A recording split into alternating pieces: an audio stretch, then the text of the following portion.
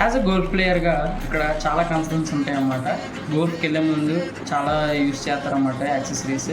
అందులో మీకు కొన్ని చెప్తాను నేను ఇవాళ. సో అందులో ఫస్ట్ విషయం ఏంటంటే, ఫస్ట్ చేసే పని ఏంటంటే సన్ స్క్రీన్ అప్లై చేసుకోవాలి. ప్రాపర్ సన్ స్క్రీన్ అప్లై చేసుకోవాలి.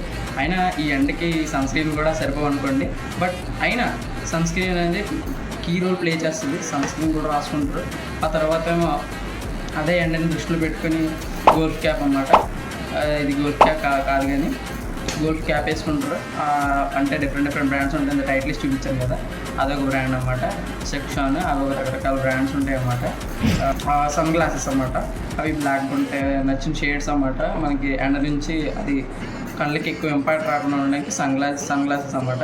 తర్వాత స్లీవ్స్ ఉండాలి. ఎక్కడో పెట్టేశాను, చాలా గ్యాప్ వస్తుంది కదా, సో స్లీవ్స్ లేవు. స్లీవ్స్ కూడా ఉండాలన్నమాట. స్లీవ్స్ మెయిన్ థింగ్ అన్నమాట.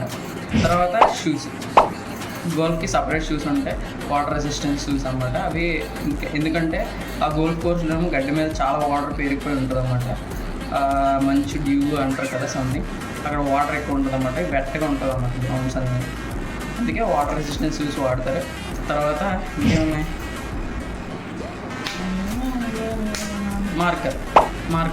మార్కర్ ఒకటి పెట్టుకుంటారు అన్నమాట. క్లాత్ కూడా ఉంటుంది, క్లబ్స్ క్లీన్ చేసుకోవడానికి ఒక క్లాత్ అన్నమాట.